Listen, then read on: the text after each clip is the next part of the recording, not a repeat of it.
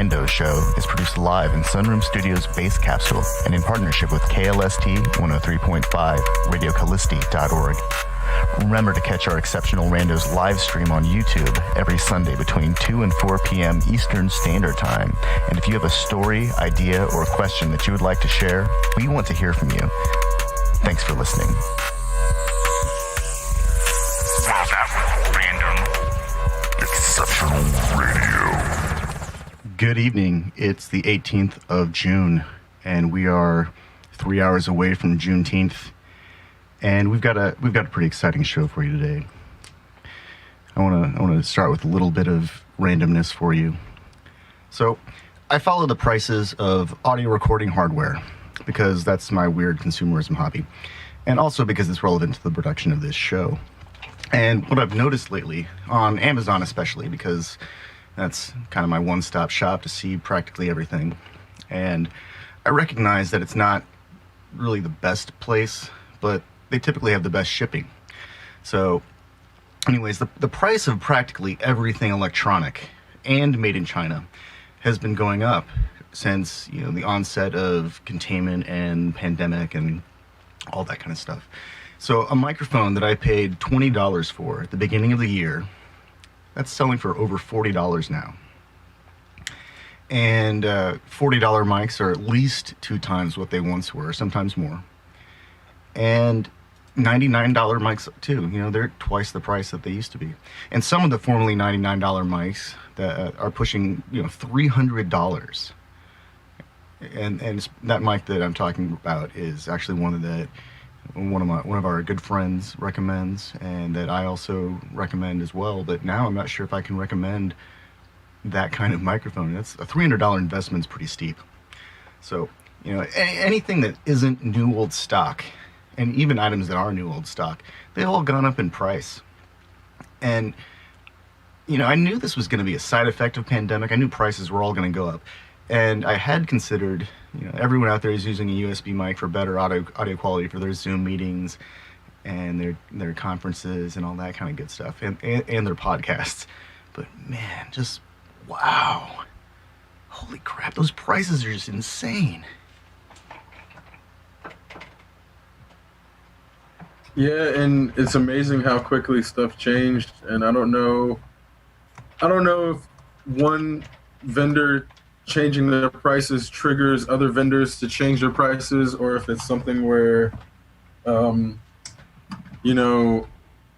go look for something and see it's out of stock until July or August or something, and it's like there's stuff that's being listed as available as like, it's like when you window shop on a website, the things that they advertise to you might not actually be in stock for a month and a half or 2 months.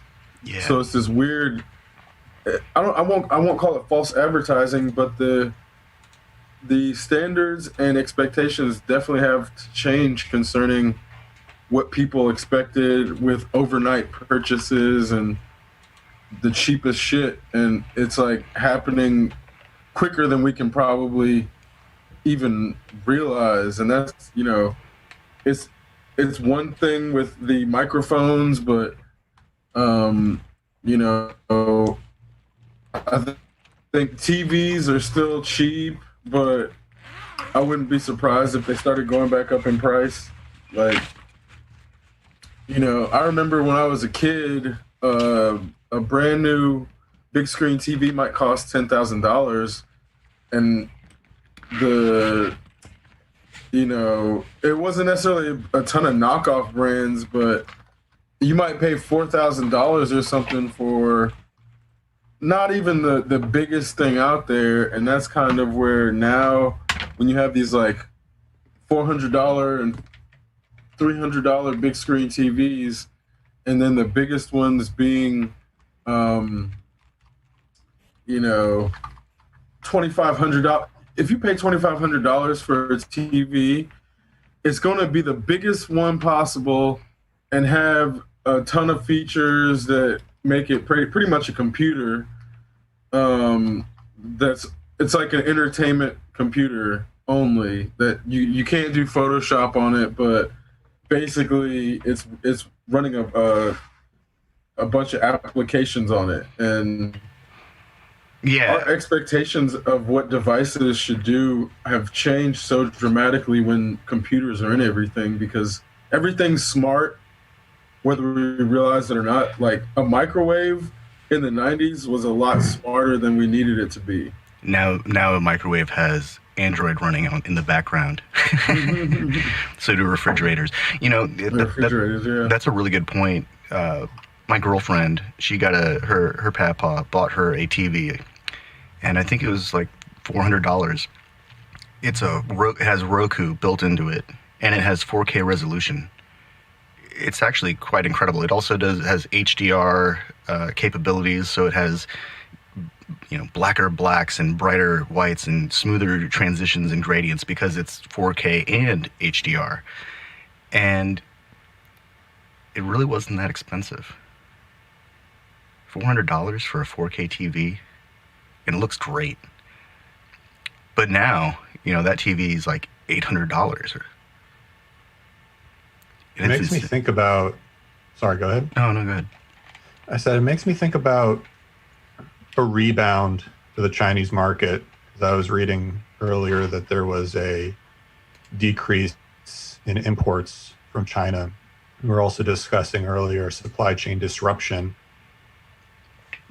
There could be a butterfly effect that's being now reflected in products that are typically imported from Chinese distribution centers, but also manufactured by components that are created by or distributed by or harvested by Chinese companies. And because there could have been a loss of equity due to the lockdown and due to the lack of importation or the decrease in importation over the past several months, companies may be trying to make it up on the back end. Well, I know that there are big supply chain disruptions in China because, like I think Shenzhen and in the north, right near Beijing, these are two of the big manufacturing centers of China. These also happen to be right next to the major outbreaks. They might actually be the sources of some of their latest outbreaks, because you've got huge concentrations of people living in campuses and factory towns, factory cities, and they all work together. They all live together, and that's got to factor into it. There's no way that it can't.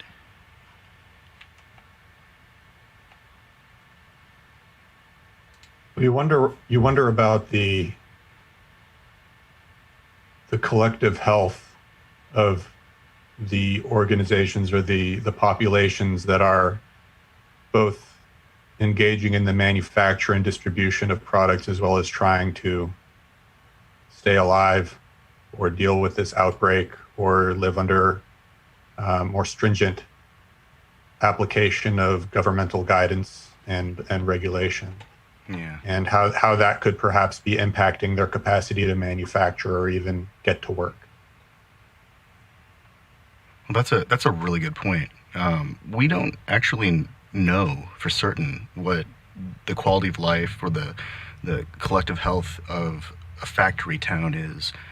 We don't really even know what the collective health or the quality of the health of the collective of a community in America is really like. We can watch the numbers of COVID cases go up, but we're also reminded that's just a reflection of increased testing. And we can kind of gauge the ability of a community to adapt to new healthcare guidelines because the numbers tend to go down or they flatten their curves. But I see it everywhere on the internet, and that people just aren't wearing masks. They're just ignoring it like that's going to make it go away. In fact, the governor of California, he issued a mandate. Everyone's got to wear a mask now. So times are changing. Well, and I think that that's going to start a cascade of state responses, and it's just going, it's just going to go along blue and red lines, obviously, but it's this type of bipolar we have no autonomy over our person, and the more the farther away you are from the first caste, like, or the upper class, the more you are subject to having your person like subjugated. And I'm not against wearing masks. My thing is the people that are going to be most affected by that aren't rich people, aren't wealthy people. It's going to be the people in California who have to go out and do the work and go out and serve people and go out and be the supply chain workers. So all the mask mandates and shit, it's like, quote unquote, for the public. But at the end of the day, all these things, when we're talking about essential workers, we already have the numbers to show these things are disproportionately affecting minorities who are overexposed, underpaid, and underserved by the medical community. Because then it's like, one of the things that they're talking about is they can't have the vaccine trials without having black people involved.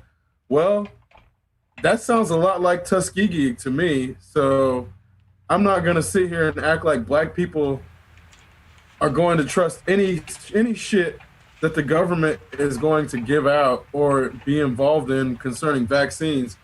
Black people ain't taking that shit, because we're the first ones to be exposed and left to die.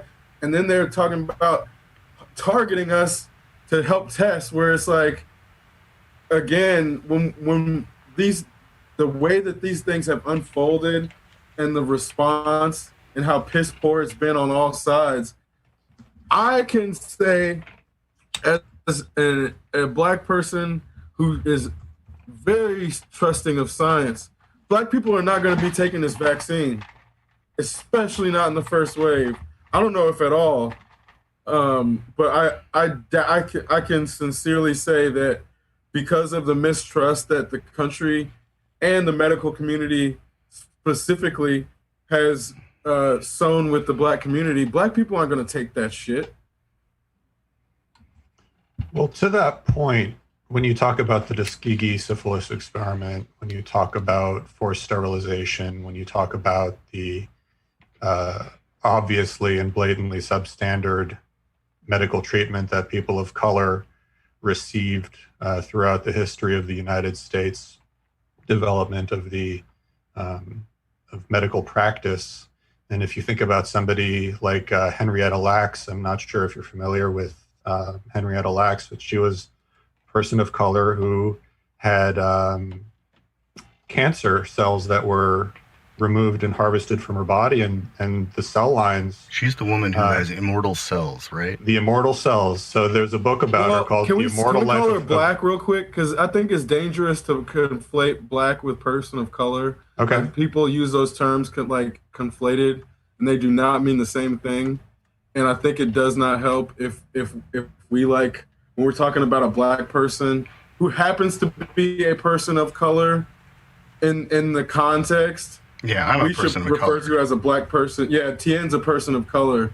But I'm not black. I think technically you're a person of color as a Jewish person, because Jewish people like to think they're white, but at the end of the day, we all know anti-Semitism makes you people of color. So yeah, that's where I think it's dangerous to conflate those terms, but not to cut you off. So no, point taken. So she was black. Her entire family was black, and innumerable medical experiments, achievements, and developments were accomplished because of her physical contribution, but also because of her suffering. And her family didn't really receive too much back from the research community, from America, except for some documentaries, some notoriety. The other point about that is that over time, and with the acceptance of the egregious practices on let's focus on the African American community or the black community, in terms of medical experimentation and the lack of human subject protection, there have been significant developments in terms of clinical research, clinical being in humans, non-clinical being in animals, and in clinical and non-clinical research, but let's just focus on humans. For human subject protection, there was the development of what's called good clinical practices. And these are federal regulations going back several decades. And with each new revelation, new practices were put in place. And of course, it's reactive to a certain extent. And we can get into a discussion about why was it so reactive. But we also have covered in previous discussions, as well as in the discussion that we've had today to a certain extent, when we talk about not conflating, people of color and someone being Black. But there are preconceived notions. There is the concept of racial bias and racism that has existed. And I don't think that any particular sector of our institutions was immune from that. In fact, it probably drew some of its developments from that. Well, and even further, I think what people want to overlook is we got a lot of our scientists from Nazis. We just took a lot of our science straight from the Nazis and adopted it in the 50s, the 40s and 50s, where it's the things that we started doing as a scientific community were 100% led by white men. They were not only done by white men, so you have these stories where you have like women and people of color contributing behind the scenes, but the faces are all white men and the agendas are all driven by white men. So there's this element of, in America, the Nazis took over science in the 40s and 50s in a way that was able to also subvert their presence.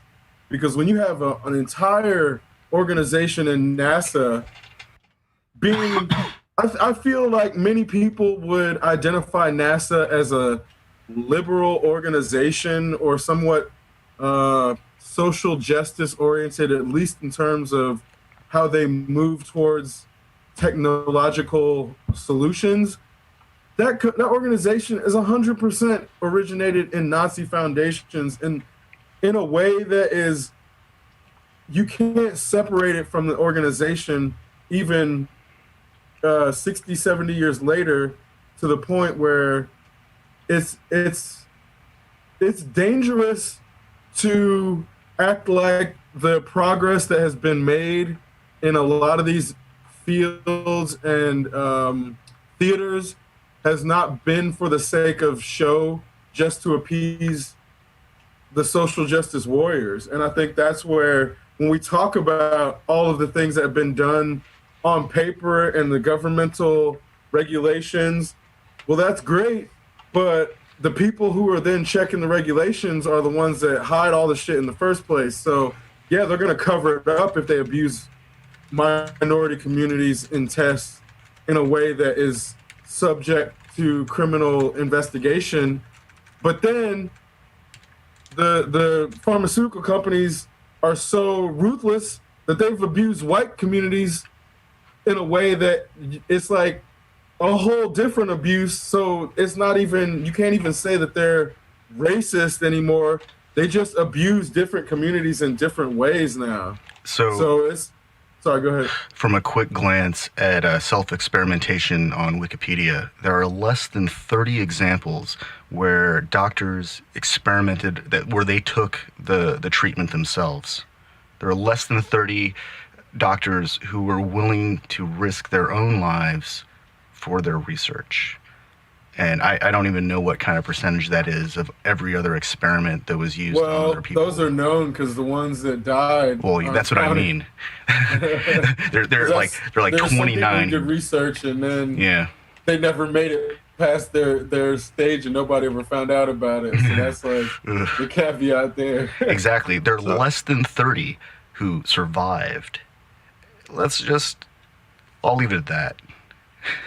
So there are fewer than 30 doctors who survived their own experimental treatments? That's what I gleaned from Wikipedia. I might be wrong. I might have miscounted. There might be a few more, but those are treatments that stop right before psychoactive substances or gases or things that are probably not treatments.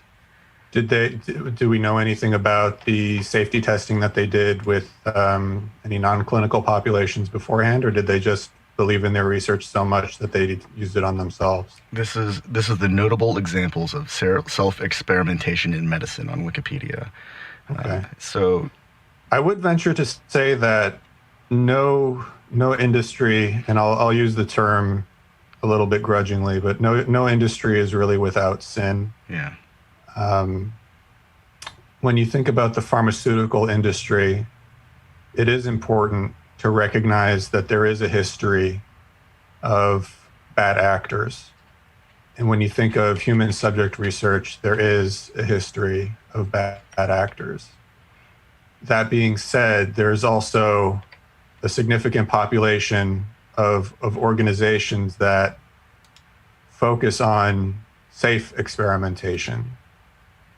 These are not people who are targeting specific populations for nefarious reasons. See, my only issue with that statement is when you have these things happening to black people, they get infected with syphilis and have their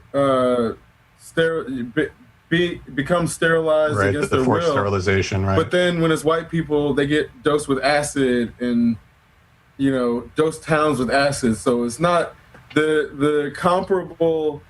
There are comparable clandestine experiments that happen on white communities, but the way that they treat black people, I mean, it's not just black people. This happens to Native Americans, but people of color, the way that they treat us worse than animals in the historical context.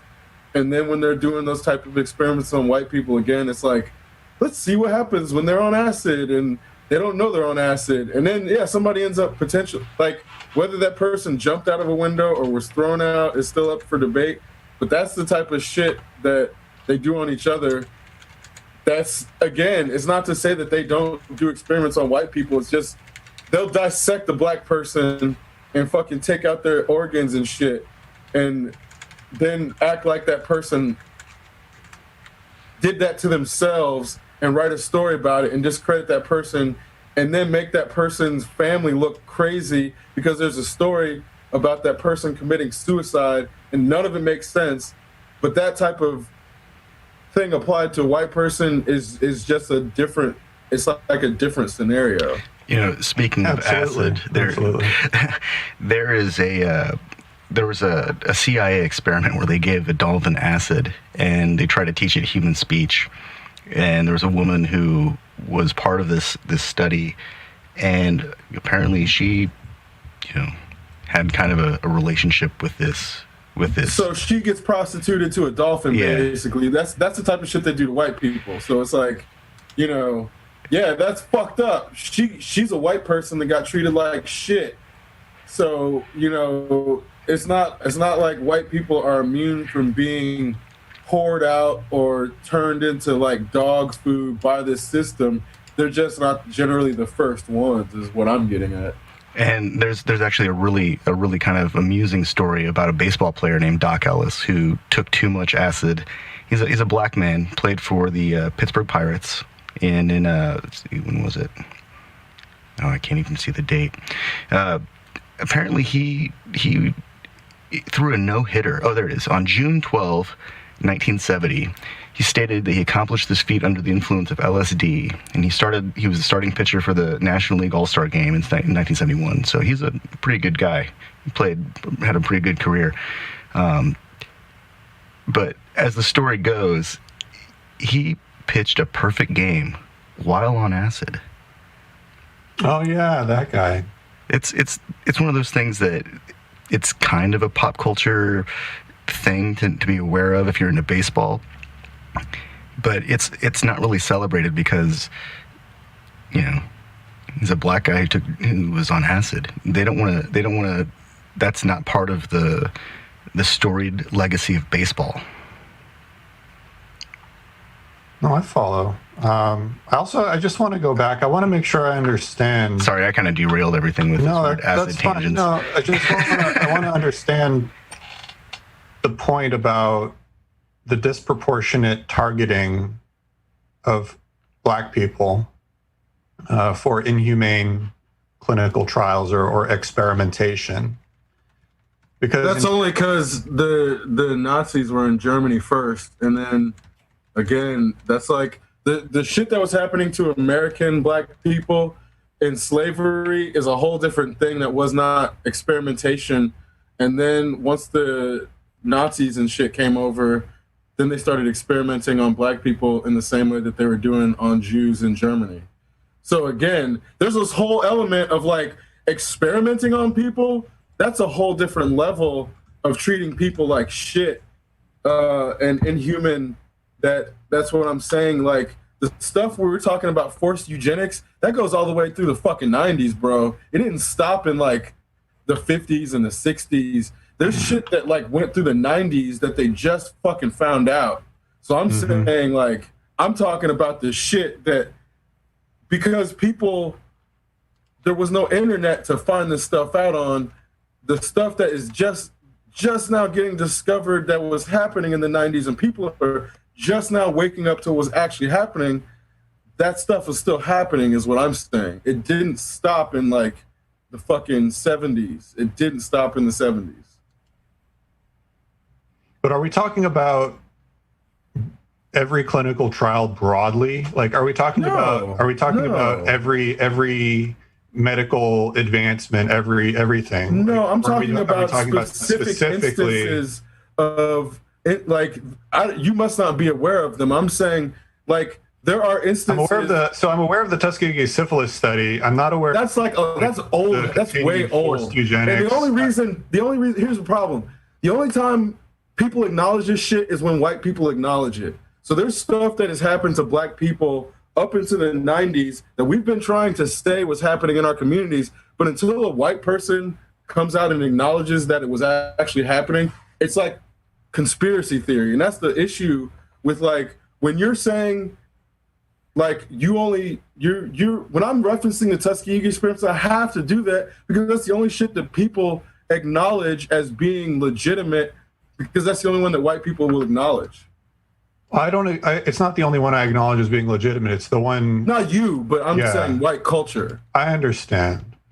In the same way, look, when Trump is like, I made Juneteenth famous, there's a bunch of shit that white culture doesn't teach white people that, like, you know a ton of shit about Jewish culture that I have no idea. There's a ton of shit that Black people know that white people are just finding out about, like in The Watchmen, and just finding out about because of Trump. Like the far right-wing people, none of them actually knew about Juneteenth either, because white culture doesn't teach these things as important. White culture knows about Kwanzaa, even though Kwanzaa is not really like that big of a deal to Black community. Like it's a Black holiday, but like that's not really a big deal to Black people. But it's the only thing that white culture teaches, because there's an element of like, when you're trying to understand a culture, you have to pick like a bunch of archetypes to then learn about them.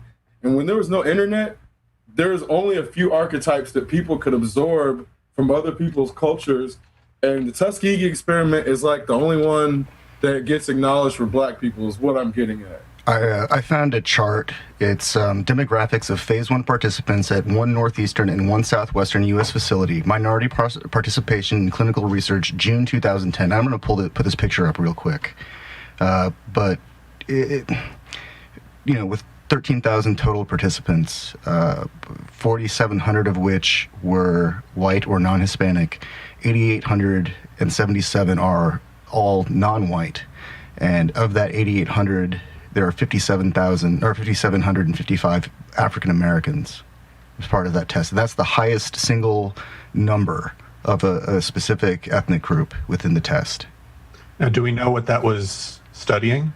It's important to know what the parameters or what the indication that's being studied is in order to determine. You guys are trying to be too specific, And I'm saying, I'll point to a specific No, example. this is during the past of one 25 known. years. Like, South Carolina was doing forced sterilizations on black women from 1935 to 1985, and they acknowledged it and came out and apologized for it. That's up to 1985. Okay. Forced sterilizations. That's just one fucking state. If they were getting away with that, like, that's just one state out of 50, man. So that's what I'm saying. Like, if you know, and to think about that, you know, the Nuremberg Code was the foundation of good clinical practice and clinical trial participant safety, and that was done shortly after the Nuremberg trials, when the inhumane experimentations of the Nazi doctors was brought into the global spotlight. And to think that from that point on, when good clinical practices were being further and further developed, that these things were going on in secret or clandestinely is very concerning. And that's what I'm saying, man. Certainly, the Nazis just it came certainly over here. warrants greater research and a greater focus. And that's why I'm like, I know you're in the field and you have this perspective of being educated inside the field. But To a certain extent, I'm not a clinical research expert by any means. But I'm saying you're in the pharmaceutical industry. But I'm saying is they actively try to shield you from these things for the sake of, if somebody's in that field and they know about these things, it becomes a conflict of interest. Like, even if you're unethical, if you get put under a microscope and get asked these things, if you know them, then you're in a difficult situation when your test actually comes back when your demographics are slightly skewed to the minority population. So it's like, there's all these things. If you didn't know that was the problem, you can't be blamed for your company paying a certain amount of money that happens to be what a certain demographic would actually go for more than another demographic to take a life-risking test. So if a black person in a certain social class was more likely to take $50 to do a test that put their life at risk than a white person, putting those things out publicly puts those black people in a position where they respond more because white people are less likely to respond. They calculate, I mean, again, it's not necessarily on purpose, but there's ways that they could do it on purpose to say, if we want to make it look like we're not actively calling our applicants for a certain demographic, somebody could come in and audit us, and it'll look like we just put out a public open request for applicants, but really we went through and tested to make sure only people who were poor, and this demographic would accept $25 to do this test. And that's what I'm saying is, like, there are things that happen. There's no memo that goes out for fucking pharmaceutical companies to do this shit. So it's not like something that's a ubiquitous culture because white supremacy is like a memo in the pharmaceutical industry. It's not that simple. It's just a matter of, if you have a bunch of you don't even have to have a bunch. You have 10% racist people in high positions in the pharmaceutical industry, and they want to. I think we lost them. Yeah, I think we lost them. Well, what I just saw in terms of the two NCBI links, I don't think that we should be challenging these assumptions about minority participation. There's enough data just from a cursory glance that it makes it pretty clear that there's a disproportionate amount of testing done on, people that are not white. It's the kind of thing that makes me really kind of concerned about the nature of testing. Like, Asian people in this country are 1% of the population or something, and black people are 12 to 13 or 14% of the population, and Hispanic people in the same numbers. and yet they represent easily 50% of at least in the challenging assumptions part, they represent at least 50% or more of the participants in those phase 1 trials. And it's the same problem with running any of these statistics. They can be set up in any way to make someone's point. We got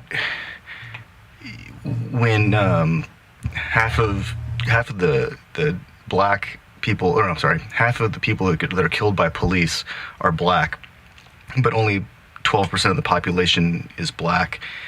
That's a disproportionate number. And I get it. Some people want to call it a framing issue, but it's really not.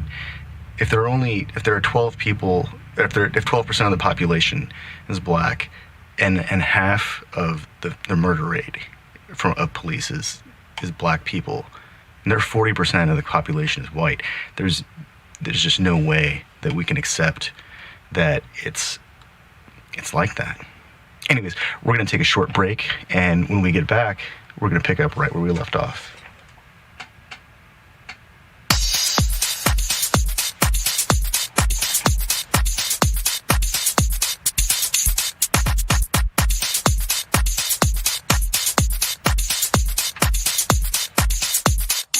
This is what makes me house music.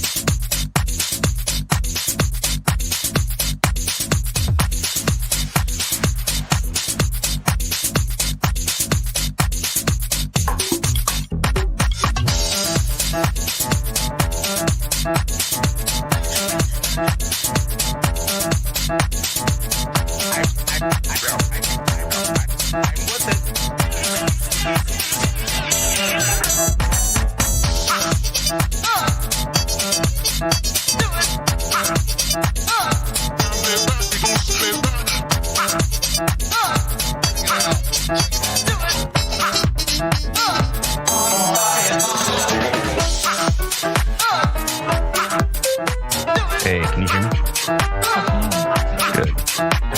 Well, we got a minute and 35 seconds left until This is what makes me house music. all right.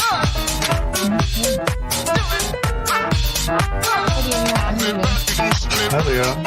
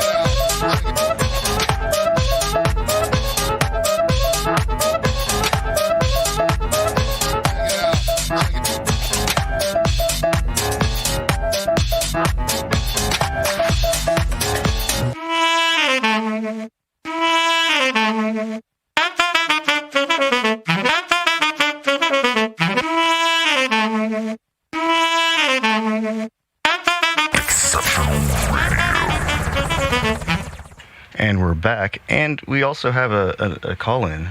It's one of our other regulars on the show, Miss Leah Rail, and she's going to share with us a couple of anecdotes that she has about, justice or the injustice, or let's see, what's another way to put it?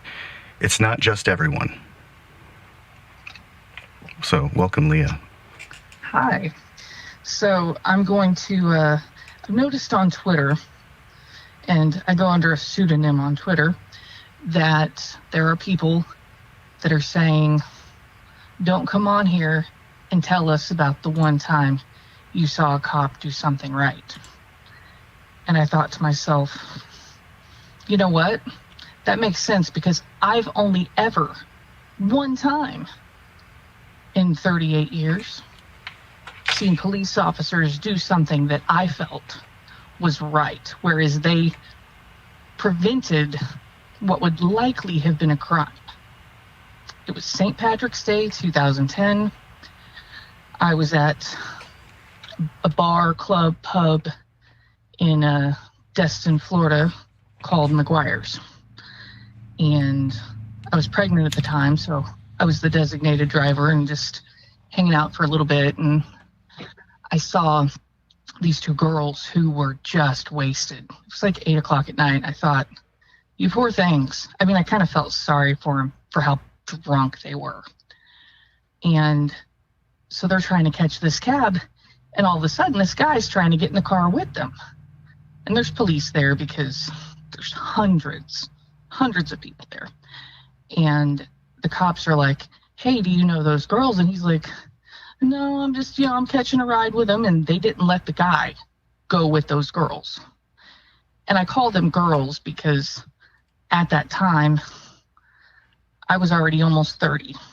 And I would assume from the way that they looked and everything else that they were young. They were definitely younger than me. At that point I was married and having a kid. So to me, they were girls. But those cops did not let him get in the car with those girls. He wasn't with them. He didn't even know them. And in my opinion, that is one time where something awful that could have happened. I mean, it is just speculation, but that was one of those things that made me go, those two guys just did something right. But that is the only time I've ever felt that way. Ever. And so I'm not out here being like, well, this one time the cops did this, so, not all cops. No. In my experience, it's all cops. All the fucking time. I mean, they showed up at my house when I was a little kid, arrested my dad in front of me and my brother. They had no reason to come in there and arrest him. And in fact, the charges got dropped because they shouldn't have been arresting him. I don't like them. But that was the one time. But that's shitty that one time in 38 years, I saw cops do the right thing. And so back to the conversation from maybe last week or the week before about, disbanding the police or, creating more of a community. I 100% agree with that. I am of the mind where, mind your own fucking business. If it's gossip, if it's just dumb shit, mind your own business. But out in the community, we can't just be minding our own business. I was outside Atlas a couple of years ago. It was early September. One of the fraternities in town had just gotten shut down because, it's the Greek system. So, of course, another fraternity was getting shut down and kicked off campus. So the husband and I had been out having dinner, and we were talking about that, and we decided to go out for a drink before we head home, and we're at Atlas. And I'm standing outside, and I see these two guys dragging this girl across the street. They're holding her up, they're dragging her. She loses her shoe. And I'm watching this, and obviously, in my mind, I'm like, they're headed towards the alley. I mean, because there's that alley right between the German American Bank and the Atlas. And so, immediately, I went into mom mode, and I yell at them. Like, where do you think you're going with her? They're like, oh, we're going to Serendipity. At that point, she loses her shoe. One of the guys goes back to get it. They drop her. She busts her knee on the curb and falls face first into the grass and leaves. And I'm like, at that point, I'm just pissed. I'm like, so a girl in that condition, you're going to take her into the bar? And she's rolling around. She's so drunk. Like, I called an ambulance for her. That's the kind of condition this girl was in. But when I called, I said, no, I don't need police. I need an ambulance. And I lectured the guys, found out all of them were basically just 21 years old. You know. So none of them knew how to drink properly. No, I mean, and it's different. Like, when you grow up in Bloomington, you fucking learn how to drink when you're a kid. You do. You learn that shit in high school. I mean, you know. I can attest to this. Every college party experience that I had going to IU, I had already received while I was in high school. You know, my parents used to have these crazy parties. I was talking to you about it earlier today, Tian. Yeah. Where there would be pickup trucks along the yard that would have giant buckets in them, and there would be like 8 kegs out there. And I would go to these parties in town, you know, when I was 16, 17, 18, and everybody, oh, this is so wild. And I'm like, nobody's gotten in a fight, nothing's gotten broken, and there's 1 keg. I saw crazier shit than this when I was 5. But my point about the community, though, is that I don't know what would have happened to that girl. I don't. But I also could not, in good conscience, just not say anything. Was it scary for me to start yelling at 2 guys that were taller than me? Yeah, it was. Was that going to stop me? Fuck no. You know, I was at Atlas at one point. I think it was a couple of years ago, at least a couple of years ago, because they haven't been open for, you know, half the year now. Right. I was standing around on the sidewalk, and I remember watching this group of people walking towards the alley, towards the back door, and one of them tripped, and her face just slammed into the ground. Oh, God. And her friends, you know, struggled to get her upright, and they sat her up, and she was clearly concussed. And so, you know, I say, when are you guys going to call an ambulance? And they're like, no, it's okay. And then I saw one of them on the phone, so I, you know, foolishly assumed that they were calling, you know, a paramedic. And then about 10 minutes later, an Uber comes up, and they slowly, you know, shuffle her into this car. And I remember looking at this poor girl's face, and she was just not there. You know, vacant is the only way I can really describe it. And I remember I looked at her friends, and I, like all of them, and I said, you need to take her to the hospital. But if you're not going to do that, you have to make sure she doesn't go to sleep. And they said, oh, it's okay, we got this. And the part of me that took my Boy Scout training really seriously and has enjoyed every like Red Cross first aid certification class that I've ever taken since, and even like wilderness first aid, all those kind of courses. The part of me that hears someone say, "Oh, it's okay, we got this," just doesn't believe it. No, you don't. You don't got shit. I think that's like a reflection of the health of the collective at that point. Well, people think they've got it, but they don't. Her sorority sister is drunk, but she's not as drunk as the girl on the ground. So, like, I'm out there, I'm talking to the kids. Guinness was bartending that night. He comes out, and he's just like, what the fuck is this? You know, and I've taken my hoodie off and thrown it over her because her skirt's up. And granted, she was wearing, like, Spanx underneath it. Nothing was showing. But, I mean, it was still, like, nobody wants to be that chick who's just, you know, and everybody can see up your skirt. That's just, no. Well, she's not going to get the benefit of the lesson either because she's blacked out probably and concussed now. Well, the thing is that the guys were like, well, she wasn't like this when we picked her up. And I said, so let's say it took you 10 minutes to get from her sorority house to here. She walked out to the car fine, and in the ride over here, she got in that condition. I said, which leads me to believe she either drank an entire bottle of liquor or she's also on drugs, which means Or if both. you don't do something, or both, she's going to die tonight. Mm. And they're just like, what? And I'm like, and I just, you know, they didn't go to rave school. They didn't grow up in Bloomington. They probably grew up sheltered. And this is probably their first time away from home. And they don't know what they're getting into. I mean, you know, most of the time people are lucky. And nothing really fucking awful happens. But the thing is Sometimes they're not lucky. right. That's the thing is, we'll take her back to her house. And I'm like, why? So she can fucking puke and, you know, die choking on her own vomit? Like, the fuck is wrong with you kids? All And of that's this why I'm logic like- that you're describing just reminds me of the logic of the people who don't wear masks when they go to the beach during Right? the COVID outbreak.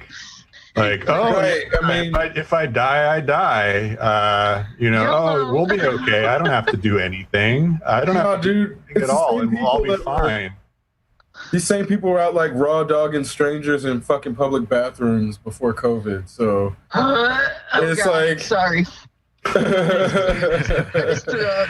these people do not give a fuck about themselves or anybody else, and I think we have to start treating this like they're not like suicidal, but there's got to be another word for it where you do not care about your own existence and are willing to take other people out with you. I Like believe they're it's called borderline homicidal. kamikazes, but they're not quite kamikazes. I'm pretty sure it's called homicidal. I mean, but it's not homicidal. It's like again, they're not actively homicidal. They just don't care if like Passively what they homicidal. do. Yeah, it's like there's a difference where the manslaughter is not the same as homicide. Yeah. These people are Right. like willing to commit manslaughter, but they're not homicidal, but they're also not suicidal, but they're in this weird gap where there's They something just wrong with these don't people. care. I think their apathetic. needs. Sorry, go ahead. I think they're apathetic. I think for the most part, like, and I will be the first to say I have an undiagnosed mental illness. Okay, like, but I'm on meds. I've got a psychiatrist. I've got people I talk to.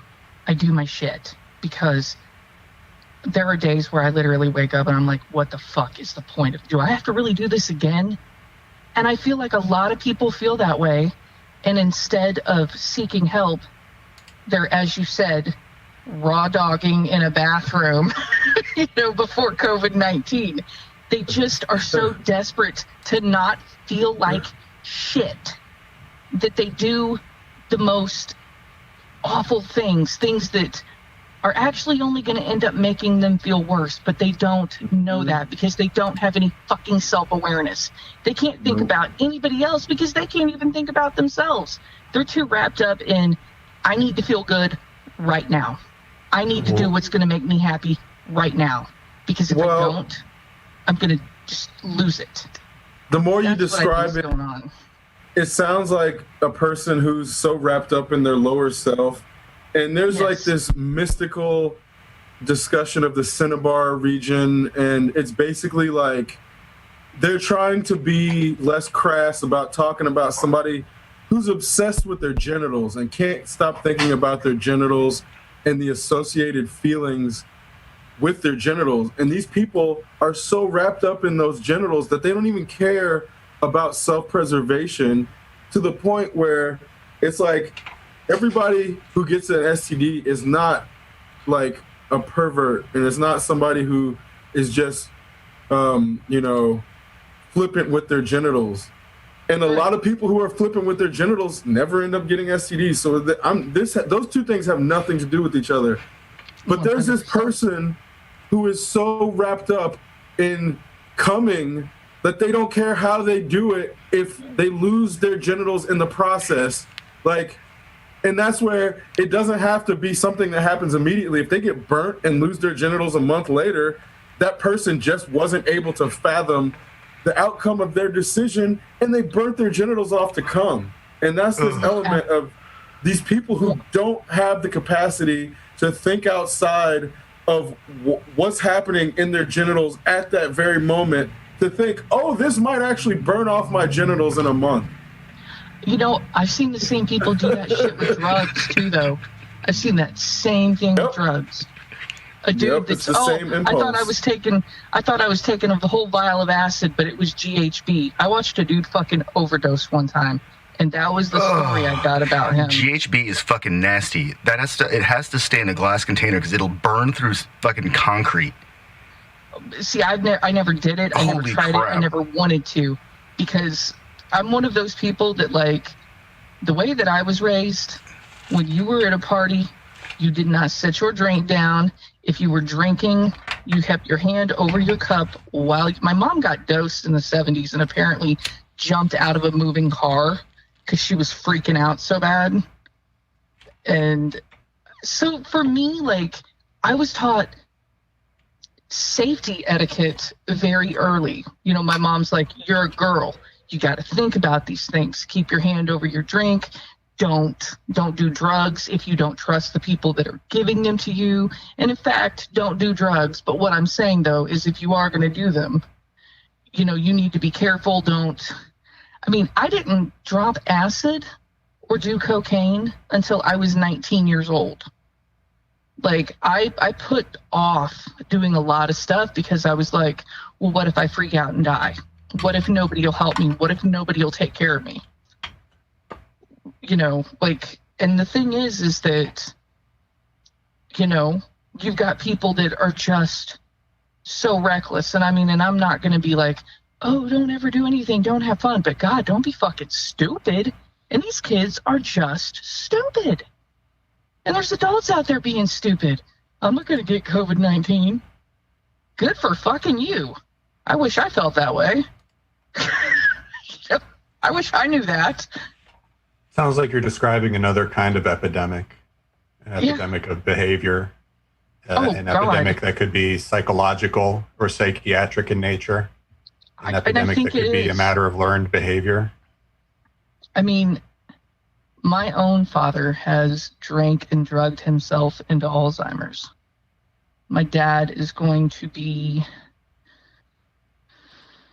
67 years old in December. And in the last 10 years, he started having these really strange symptoms where, like, one day he would wake up, he would be fine, and then all of a sudden he had no voice. And it wasn't like laryngitis. It was literally like no voice at all. And it's because his brain damage, the signal to his vocal cords won't vibrate. He will wake up on the floor in a room and be like, how did I get here? I mean, this is someone who, my dad was like Charlie Sheen level drugs, you know? And so that's probably why I was like, no, you know, hearing my parents talk about, yeah, so-and-so OD'd. And I'm like, I met them last month.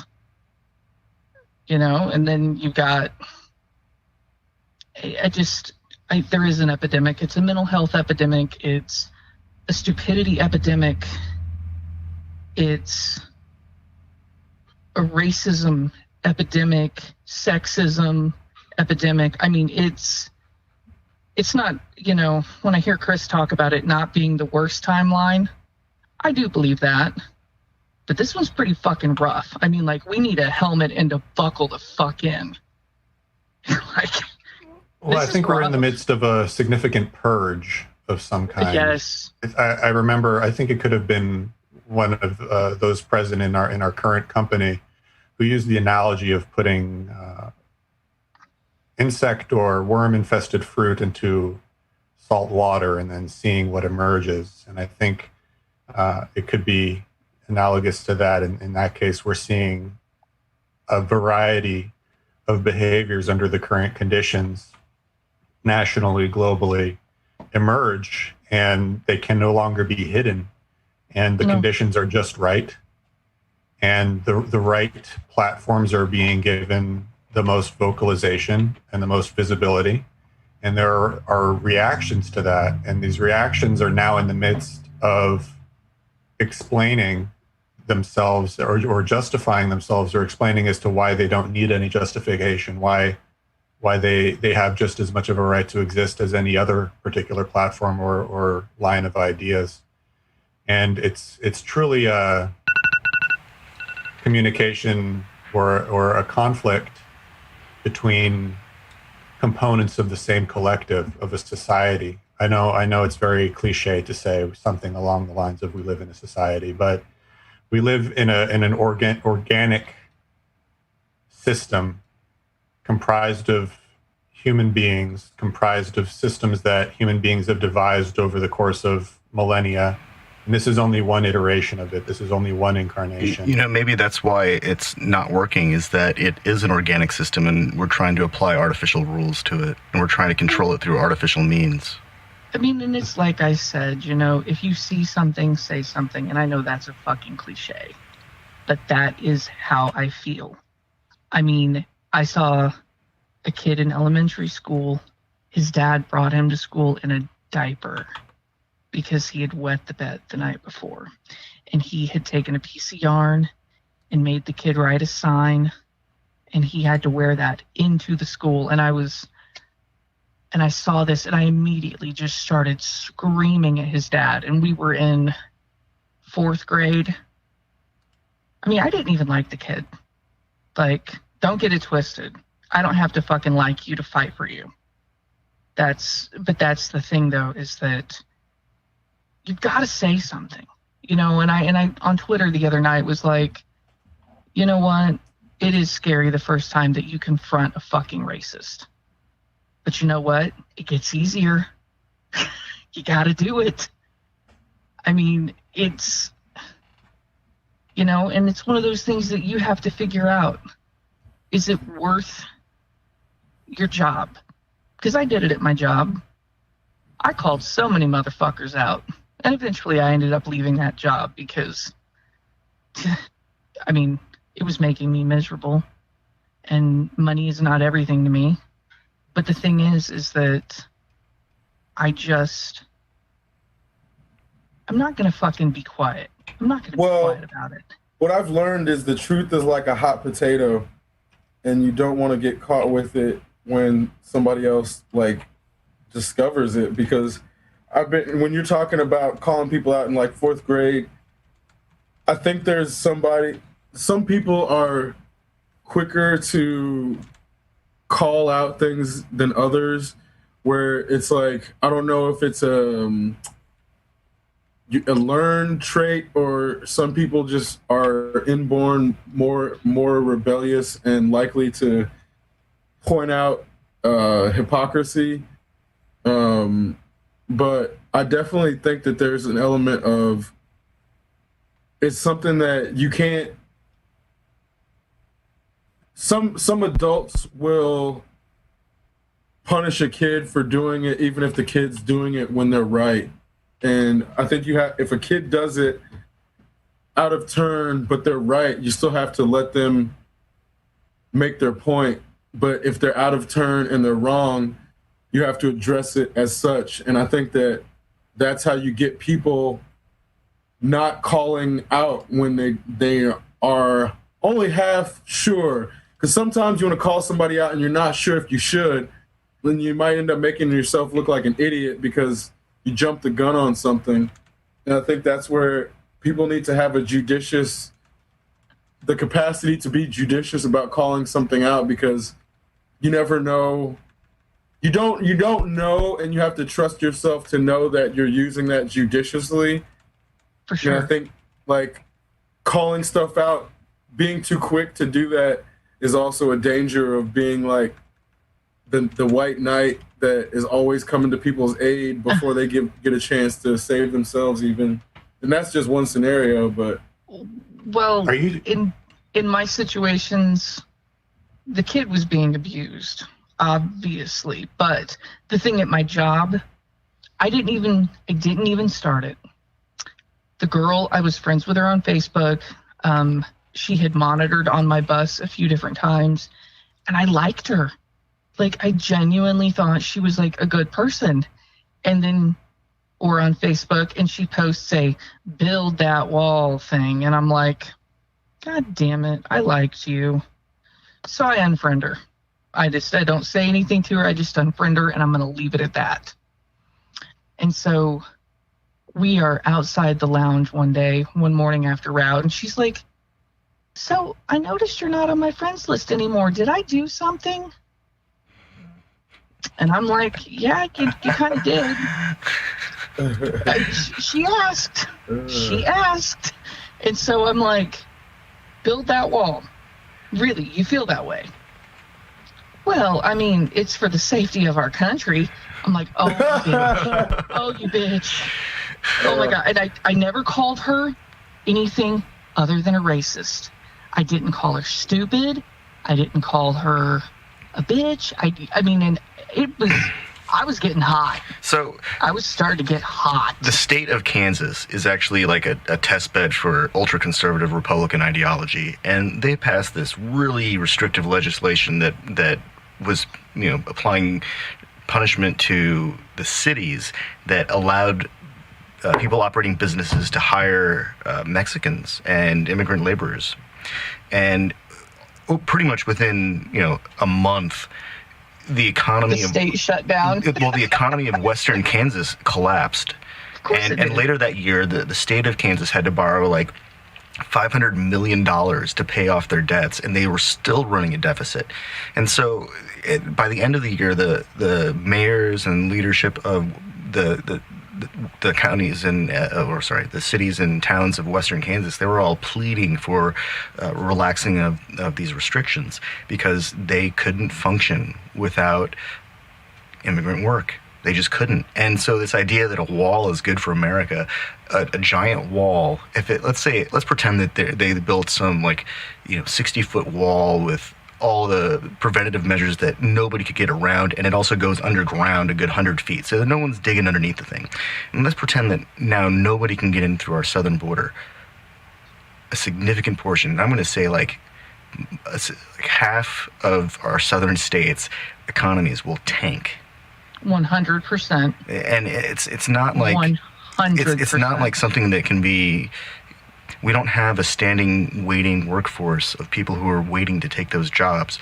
And we know that because when quarantine and containment efforts went into effect for the current pandemic, we had fields of crops, they had to destroy them.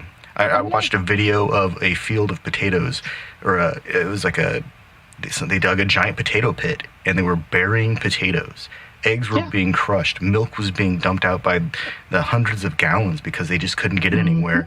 And so we had supply chain issues. We had labor issues. We had just the issue of harvesting the crops because nobody was ready to go into the fields and work. But this is part of why I left Facebook, was because people on there running their mouths, and I'm like, so you want to be a migrant farmer? You want to go pick fruit depending on what's going on during which season? Is that what you're saying? And they're like, fucking liberal, fucking, and I'm like, I don't want to do it. I also don't have a problem, and in fact, feel like, and I mean, you can think and you can say what you want, but history has proven that the United States was built upon the backs of slavery and immigrants and colonialism. Destruction and colonialism. But that's my point, though, is that this bitch is telling me that it's my opinion that there are children in cages in the South. She told me that was. She says, well, that's your opinion, and I said, no, it's a fucking fact. I got pictures of it. Well, I think that goes back to the concept of epidemic, and also confirmation bias to a certain extent. People are being fed ideas that feed into their basic nature and their basic ideology. Their narrative. They their can't narrative, look but it's past. something that appeals to someone with a specific mindset that allows them to feel comfortable openly expressing their narrow views. And Well, when and they're so- given that opportunity, then they get to expose themselves essentially for what they truly are and what they truly believe. But they also feel that because so many other people are attracted to those ideas and are voicing them openly, that they're justified in doing so. So they essentially are using the club mentality or the group mentality to justify their own feelings, even if those feelings are not necessarily founded upon fact. Well, for me, and I even said to her, I'm like, how many times a month do you go eat Mexican food? And I can tell she's starting to get mad. I'm like, I want you to think about this conversation the next time you're at the Chinese buffet. I want you to think about this. And basically, at that point, all I wanted to do was make her feel like shit because she's a fucking idiot and I was just done. And we never spoke after that. Like, she wouldn't make eye contact with me, and I was like, no, big loss. But that's the thing, though, is that, like, I don't jump the gun on calling out fuckery. I'm also, as I've aged, I've grown the wisdom of what do you mean by that? There's absolutely nothing wrong with asking someone what they mean. If you're not sure, if you think, because I mean, like, there's things that, like, people can say where I'm like, are they making fun of me? Are they, you know what I mean? Like, are they? And so instead of immediately getting pissed off and going for the throat, it's like, what do you mean by that? There's a lot of getting pissed off and going for the throat when people ask for clarity. I see it all the time in forums, all over Facebook. Somebody will make some profoundly contorted statement to fit some ridiculous narrative, and then when someone takes them to the task of explaining themselves, they get offended because they formulated a poor argument or statement. When Dennis and I were dating, I remember him, I can't remember what he said. We were talking about, maybe it had to do with like pain tolerance or something like that. And he said something that I thought might have been snide. And I was like, well, what do you mean? Because I was not opposed to getting up and walking out and leaving him with my bill. But but that's the thing, though. Like, if, but yeah, I mean, and that's the thing. If I say something and someone's like, well, what do you mean by that? I'll explain it. I mean, I really don't want to be misunderstood. Like, I don't want people to think that, I'm okay with whatever, or misunderstand and think that I think because I saw cops do something good one time, well, then that must mean they're okay. No. I wonder if there's some kind of weird etymological link between, like, misunderstanding and misanthrope and, misses, like miss itself.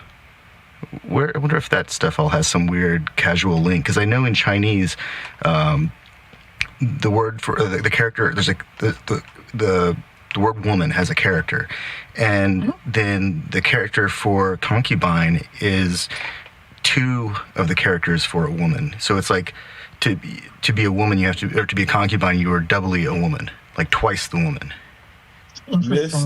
Miss means ill, mistaken, or wrong as a prefix. Yeah. Huh. So Miss, insert last name, Miss Daisy. No, it's different Miss though. Okay. It's not a like a phonetic link. It's there's something else. Like Miss as in MISS is a different word altogether than the MIS prefix. Doesn't that have roots in French, like mademoiselle or something like that? Well, here's an interesting thing about French. Mal, M-A-L, means bad or salty.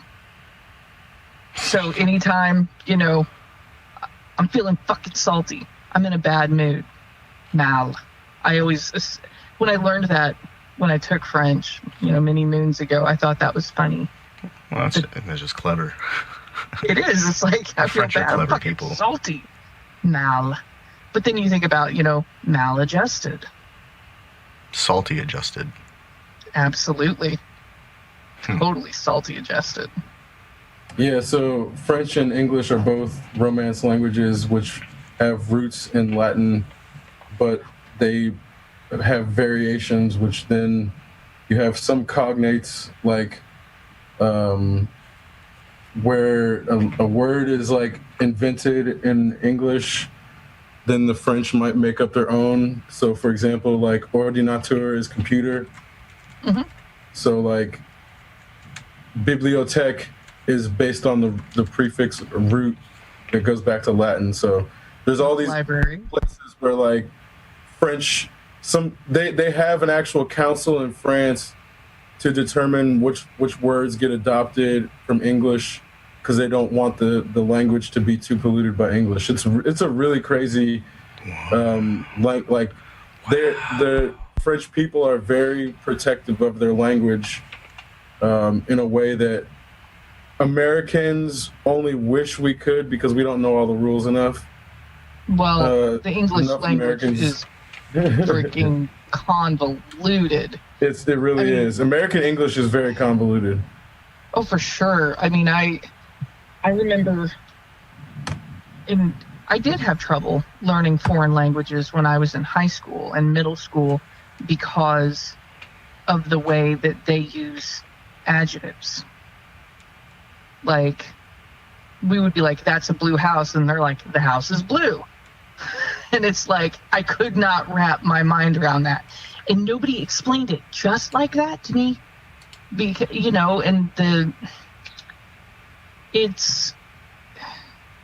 Well, again, this gets back to the notion of syntax being something where, because everything is framed in America as a unilateral perspective, the American English syntax is presented as if that's the only syntax, so they don't teach you what syntax really is. right.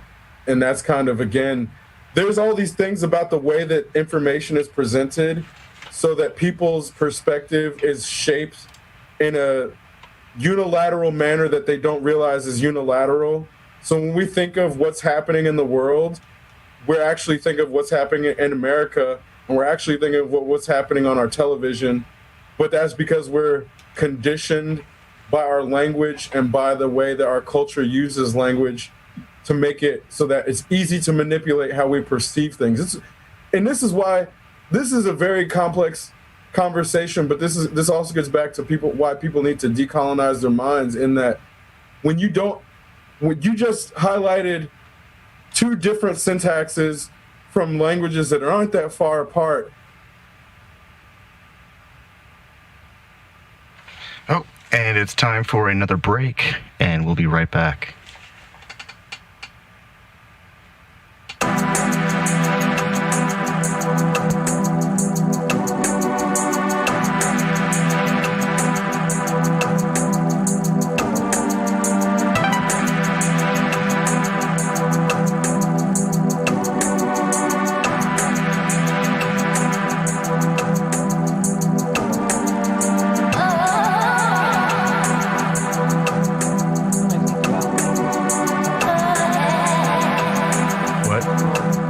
When I think about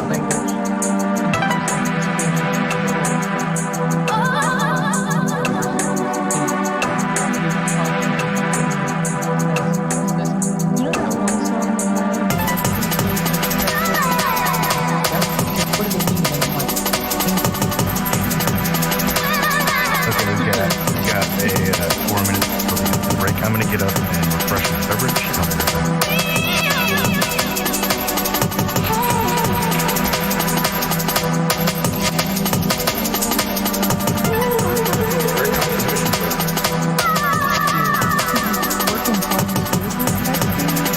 I work at a pharmaceutical company currently we ensure the safety, identity, strength, security, quality of drug products.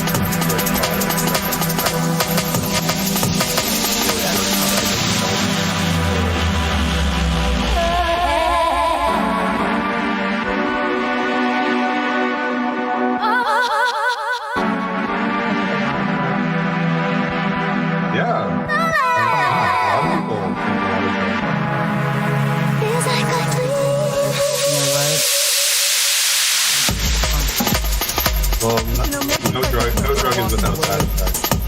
Oh yeah, I definitely have side effects, but they are better than the alternative.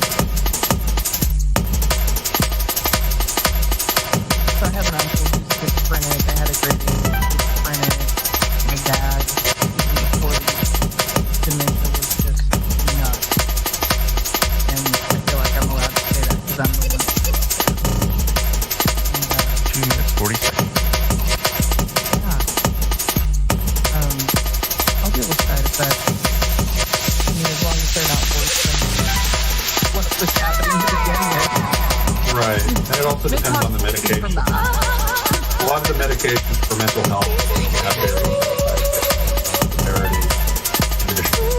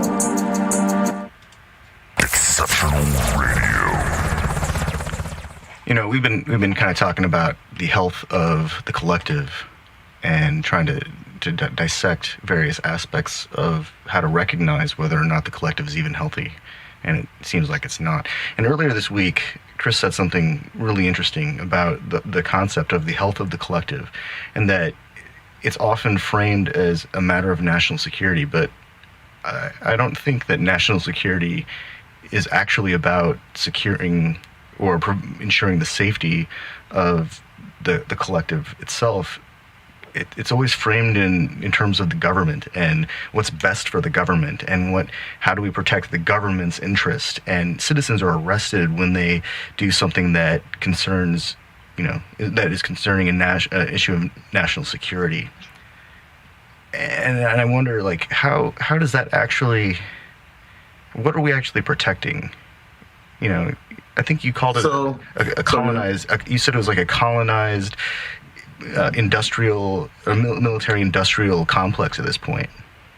Yeah, and okay, so I'm going to lay this out, and I'm going to pose a hypothesis as to what I think is being protected. I'm going to allow you guys to respond, and lady, to give a chance to see if what I'm saying sounds out of the realm of reality or if it sounds like I'm on point for various reasons. So what I think is being protected based on the culture of military policing, the militarization abroad, and in turn, the demographics disproportionately affected by both of these forces, what I think is being protected is the capacity to subjugate a population to make its women vulnerable to specifically to white males as either prostitutes or effectively sex slaves, in that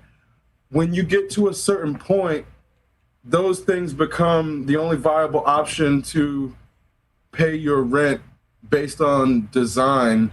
So there's this element of all these things being put in place so that the force that is meant to enforce the laws has the capacity to actually hold someone by gunpoint and execute them on the street, to the point that now you have all these populations vulnerable. And then the reason I say that is, if you frame the replacement, say that is my argument. I would argue that you could replace this force with, take all the money that was going into funding the police force and buy arms and training for all of the women in the country that all these people are claiming then that these police are protecting. So if we're saying that the police forces are protecting women from assaults and violence, let's just cut out the middleman and give all the guns to the women and arm every single woman of age. Actually, it doesn't even have to be of age. Start training them at age 8. Now, if I present that as an alternative, that should obviously be a logical response to saying, if this was really about protecting people, and then especially what people are saying is the quote unquote most vulnerable population because their upper body strength is disproportionate, then giving them guns should be the great equalizer, supposedly. So let's just give them guns. Now, do those two things jive as to why when people, the way people respond to the framing of the second is why I hypothesize about the system being the way it is. So does it sound crazy? It doesn't sound crazy to me. I would want to ask, though, are you familiar with, or in formulating your hypothesis, have you come across any cultures or any nations that have an inherently misogynistic, one-sided approach to its societal structure? And if so, from that perhaps hasn't been colonized yet, or is that even possible to say that? Is it even possible to go so far as to say that there isn't a country on earth that hasn't been affected in some way by a colonial mindset of some kind, in which women are being subjugated in some way? I actually, the patriarchy and subjugation of women is not something that white people created. So that's not what I'm saying, and I've never tried to present it that way, because that's absolutely not historically accurate whatsoever. So there's definitely colonialism that comes from the African continent, from within and from without. So in that, it's always that colonialism is the problem. It's not to say that European colonialism is any worse than African colonialism, because all colonialism is bad. So yes, I have come across colonialism that did not originate, because I mean, one would arguably say that the Moorish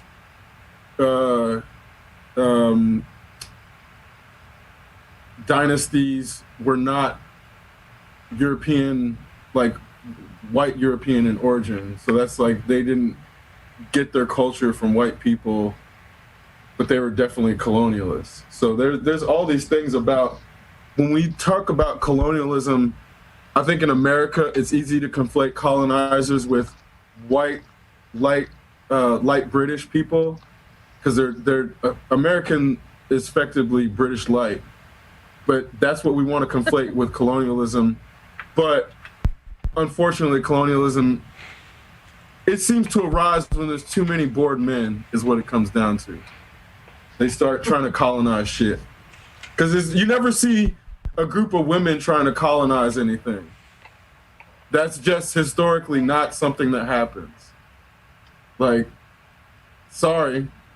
So I mean, I don't have vested interest in saying like, oh, this is my sex. No, I'm not a woman. So when I look at history and it's devoid of women trying to like groups of women trying to colonize shit, that's not my fault.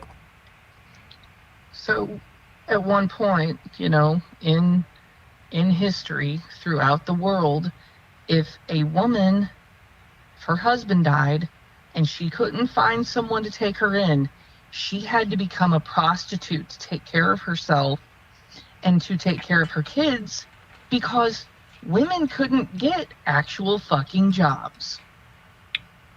So I'm pretty sure being a sex worker is a job. I know it's not But- recognized officially by many Yes, governments, but I'm pretty sure that's like probably one of the most dangerous jobs there is. I mean, it still 100%. happens now in America. I think that's what there's a danger in making. Like, that's what I was framing. That's the system we have now. Yeah. It's Yeah, just that's secluded. Well, but that's what I'm saying though, is that basically, like, you know, I have been screaming since, you know, George W. Bush was in office, because at the time I was young. I was like 18, 19, 20 years old. And so I was not necessarily politically minded, but when I started to pay attention, I was like, do you guys want to go back to the dark ages? Because that's what these fuckers want. That's what all of these old white men want. And it's terrifying to me. I mean, you know, I got my tubes tied when I was 33.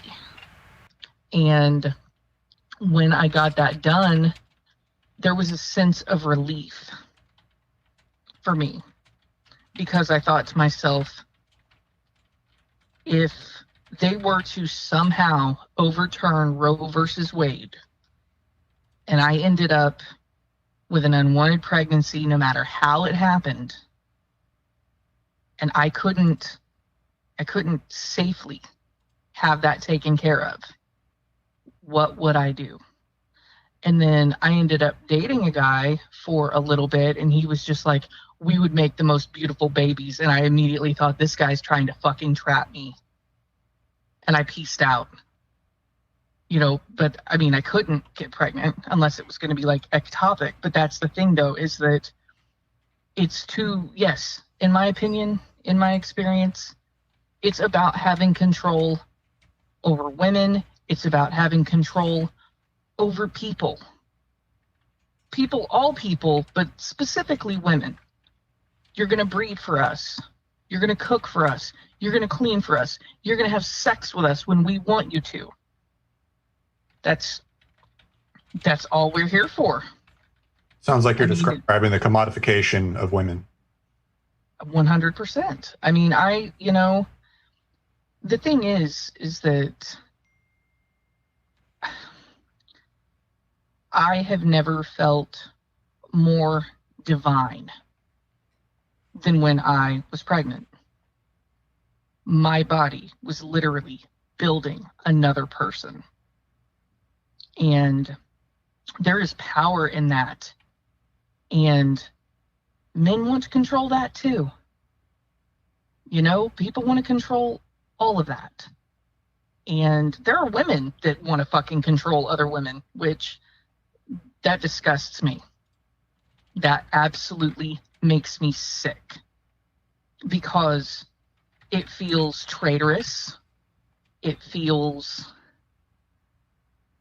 I don't know, like almost on a DNA ancestral level. How could women do this to other women? And it's because they're fucking brainwashed. That is the only explanation I can come up with. They're brainwashed, or they're evil, or both. Well, and this gets back to how many forms of media did you see growing up with super hot women, with fat or like just gross dudes who were treating the women like shit, and you couldn't figure out why the woman was with the guy? Like, how many times are you brainwashed with that trope as a woman growing up? How many times are you actually shown a woman who's treated like she should be by a dude who treats himself nice and actually works out so she doesn't have to look at a fucking slob when she comes home from work. Or God forbid, like, the man actually tries to take care of himself to make his wife want him after 15 years. How many times were you bombarded with that? Because I'm saying, like, Never. it's not an accident, as far as I can tell. It'd be different if we were bombarded with like, if Peter Griffin had abs and wasn't a dumbass and wasn't treating his wife like she was a piece of shit and was basically like a throwaway, You're describing everything like throwaway culture, including people's wives, and that's how they treat them. It's like the ball and chain joke is a thing, and that's where, again, how many times are you seeing, like, given the trope of a man treating his wife or significant other like she's worth something? Man, you just described the anti-Peter Griffin, the Peter Griffin that's worthy of being a role model. I don't think our culture is ready for that kind of character. We've been inundated with characters throughout sitcoms and sitcom television or comedy movies or movies in general where there's somehow this this male character who, let's face it, that guy's not even making the entire sprint across the city block. But somehow, personality wins out. We live in a very superficial culture that is all about instant gratification, and where there's such a high level of competition for, finding out what's inside the pants, that I don't think we could handle Peter Griffin being a good guy. I think that show, or that whole style of being a man, it relies on people who are willing to say, "Oh, he's just an idiot," and look the other way instead of saying, "Quit being such a fucking idiot." Well, that's why I don't watch romantic comedies or anything like that, because there's nothing in those for me. There's nothing in those for me at all. I like action movies. John Wick, oh my God, that is my shit. I love sci-fi. I just finished watching Ergo Proxy, the anime. We've been watching it for the last couple weeks. I mean, that to me, like, there are very few. I used to like Anne Rice's work. I did. I used to read all of her books, and as I got older, I realized that the female characters she wrote were all very shitty people, and the men she wrote were extremely unrealistic, masturbatory fantasies. He reads Dickens, he smokes camels, he can swing a hammer, and he can tell you all about architecture, and he can do this, and and I'm like,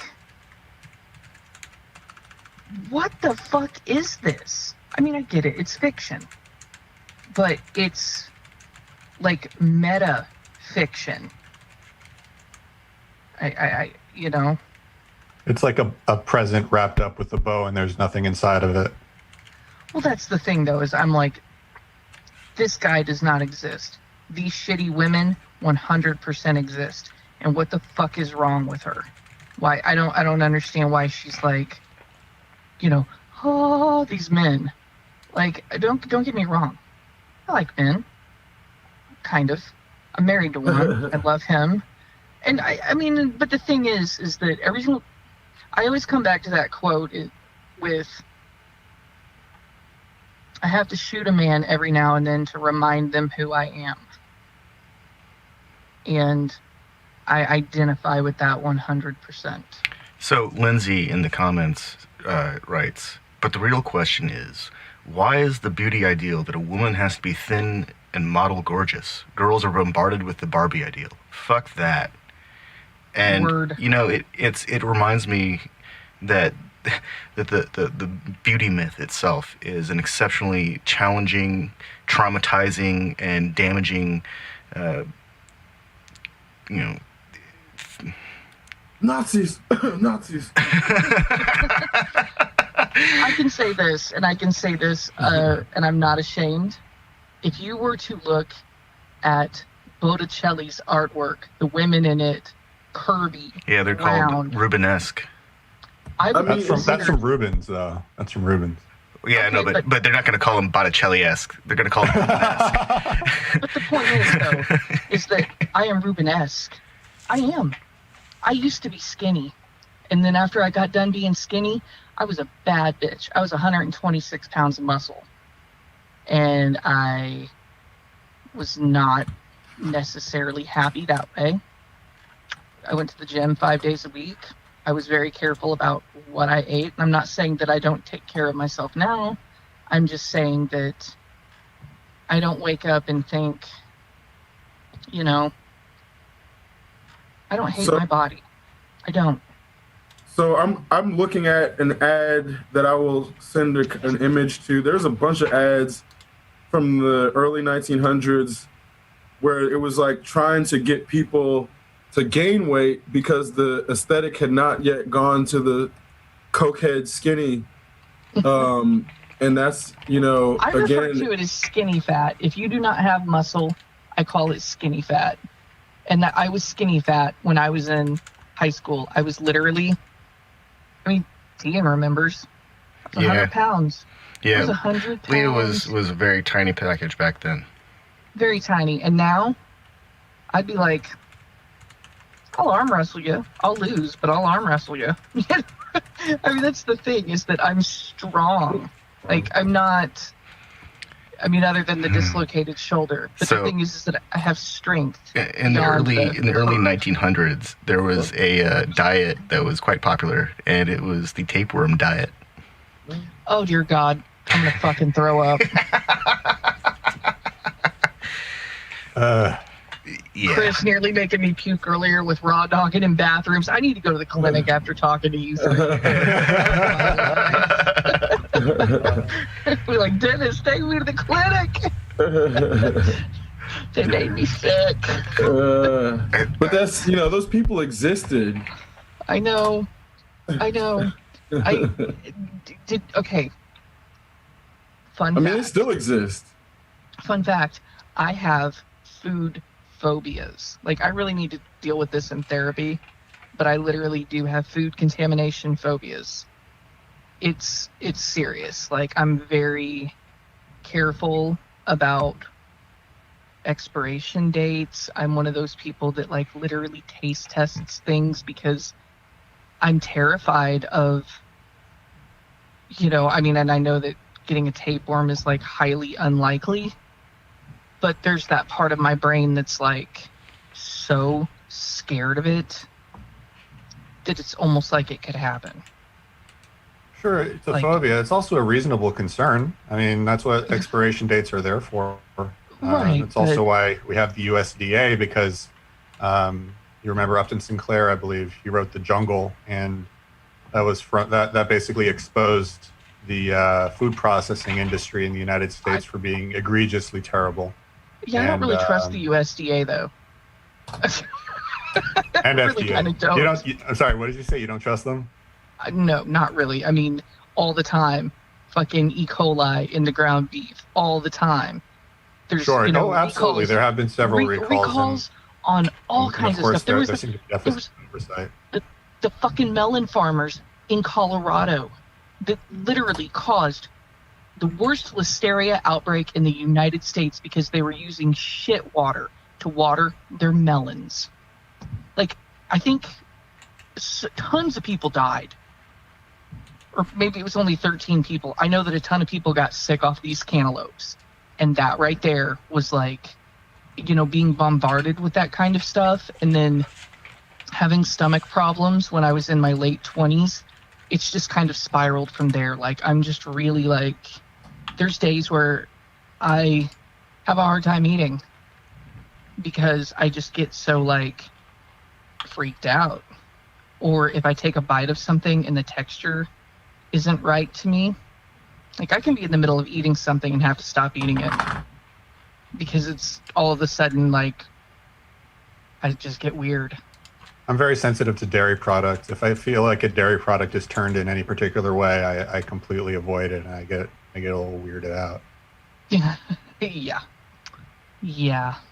Well, this gets back to people's gut fauna or flora being different. Everybody's got different gut flora, and I think like there's been discussion of how fecal transplants affect people's immune systems and shit, but not enough attention or care is paid to how much our gut affects our mood or our existence, period. And everybody's so vastly different where it's hard. I find it really difficult to share meals with groups of people anymore, just because I don't want to be subject to other people's gut decisions, because my gut decisions are mine, and it's going to affect me for the next couple of days if I make a bad gut decision. So I don't want to be flippant about shit just for the sake of being out in a group. And I'm really, that's one of the things I really enjoy about having less, the social gatherings are less, what's the word? People have to make them count. So it's not, every time is not, oh, let's go out to eat. It's like Tuesday afternoon. You can't just do that anymore. And I think it makes people think a lot more about their actual gatherings. And that's kind of where, again,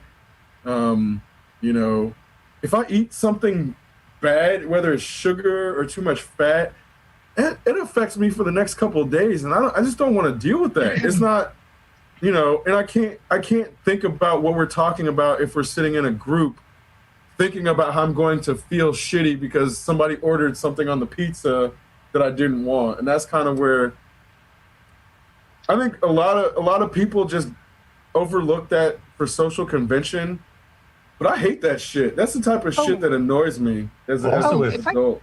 Also with sodium, I remember you mentioned that sodium intake can affect your taste buds' capacity to actually function, and that they need a refractory period. Dude, so too much sodium will make me vomit, and there's been times where I've eaten food and just vomited up like salt.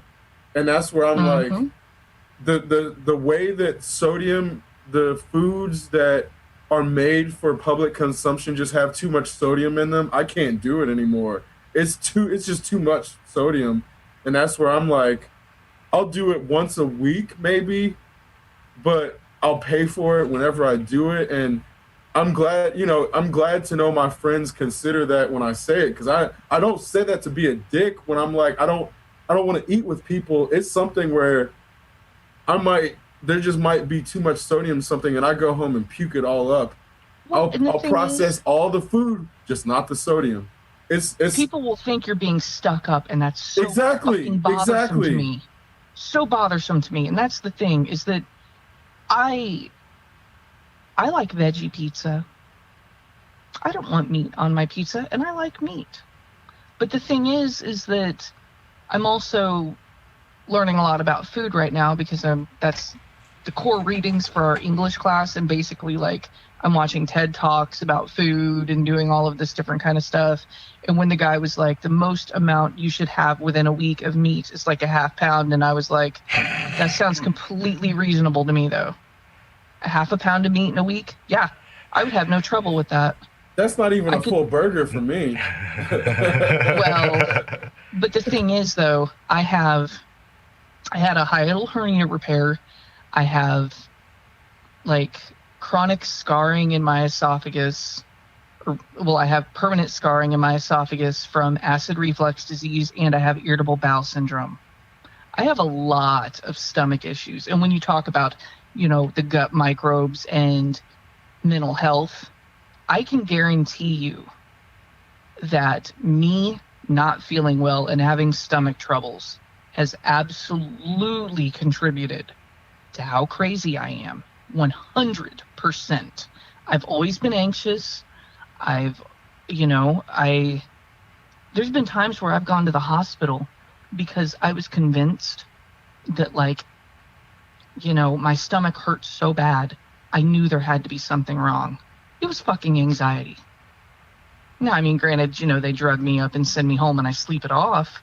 But that's the thing, though, is that, like, I have to be careful about what I eat. I don't like things that are too salty. I don't salt my food. I'm like the only person in my family that doesn't. If I'm craving salt, it's because my body needs it. That's how I know. And then I'm like, okay, I'll get my salt. I'll eat some tortilla chips or pretzels, something, you know, light. My favorite food is the banana. I know what's inside it. It's got a thick peel. I know it's not been fucked with. You know, it's, yeah, I understand about not wanting to eat with people. I won't even eat with my parents half the time. When I go to their house and they offer me food, I'm like, no, I'm good. Because, you know, I don't want to eat what they eat. Yeah, no, I have. It's funny you say that because my dad, for whatever reason, I don't know if I've ever seen him eat a cheeseburger. He's always eaten hamburgers his entire, like, as far as I've known him, he's always eaten hamburgers with no cheese. Maybe he's eaten one and I just don't remember it. But it's one of those things where I can't imagine a burger without cheese. But for him, he can't imagine a burger with cheese. And that's like, we share most of our DNA. And that's like, oh, no. You know, I'll eat a burger with cheese, but I rarely select cheese on my burger. I actively request, like, take no cheese, or please don't put, if it has to come with it, leave it on the side. But that's just me, because most burger places give you really shitty cheese, and it's, I don't need an extra layer of oil on my burger. Right, yeah, if it's not good cheese. Yeah, if it's a good piece of cheese, though, that's... But I never get American in the first place. American is the most basic-ass bullshit cheese. It's not even only cheese. White American cheese is really good to me. Otherwise, it just tastes like fucking plastic. Food coloring? Yeah. Well, there's some really good North American cheddar, but it's... Oh, yeah, but that's not American cheese. No, it's not. That's literally not American cheese. Yeah. American cheese is specifically a specific flavor that's disgusting. And again, there's some American cheeses that are, you know, white American cheese. I think the one at Subway, it's not bad, but when you're a kid and you don't know how bad that shit is, you're like, oh, grilled cheese, American cheese. And then you grow up and you start learning about like Emmental and fucking Irish cheddar and all these other things that are not just bullshit. I mean, even Wisconsin cheddar. Like, once you learn the difference between Wisconsin cheddar and American cheese is like a punishment now. I wouldn't. You'd have to pay me to eat that shit. I didn't grow up eating like Kraft singles or that sort of stuff. I didn't try ramen until I was 19. Grew up with a garden. And I think that in a lot of ways has affected the way that I eat and why, you know, I'll be kind of like, I don't want to eat that. That's trash. You know, I mean, I see people that are just like, ooh, mac and cheese. And I'm like, every now and then I'll go ahead and I'll break down and eat some crappy mac and cheese. But if I have the time, I'll bake my own.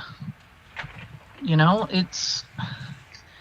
And the thing is that people are like, Velveeta, I'm like, processed... I mean, and all cheese is processed, but God, really?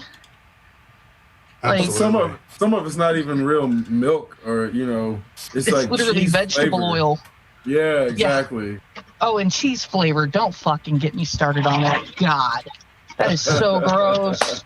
Like, well, it's not really real food if you think about it. It's kind of.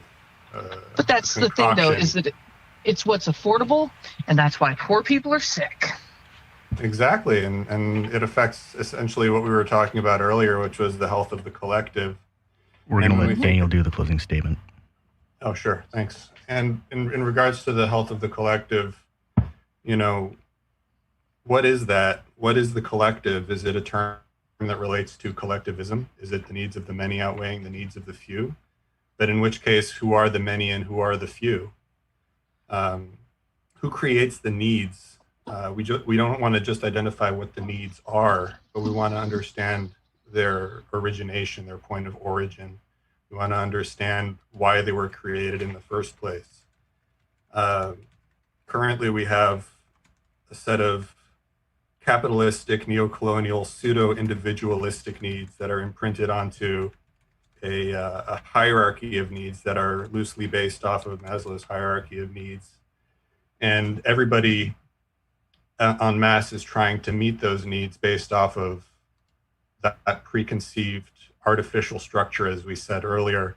It's basically an organic movement, an organic being, which is everybody collectively within a nation or within the globe, attempting to fit themselves into a box that isn't necessarily tailored for them. It's tailored for a very specific few people, in which case we have an organization that's working against its own best interests.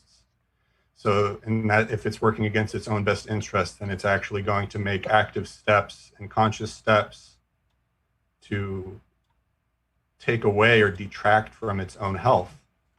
So in that sense, the health of the collective is being actively compromised by the collective. And a lot of that comes down to consciousness.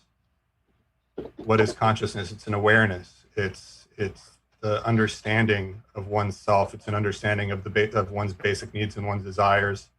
And when we were talking earlier about people running around making indiscriminate decisions in regards to their own personal health and the epidemic nature of that kind of behavior, and how clearly it's presented itself in the midst of this pandemic in terms of people's behaviors not wearing masks, or as an epidemic of racial bias and racism. And we really see how the collective is essentially differentiating itself. And one thing that I really liked, what Leah said, is that I don't have to like you in order to fight for you. And I think that if more people within the collective were to think like that, then there would actually be a lot more collective awareness and a lot greater level of positive and productive and effective collective consciousness to establish a sense of collective well-being, or a goal, or a shared goal that could be not necessarily guided by external influencers that are trying to focus benefit for a select few. Exceptional Radio.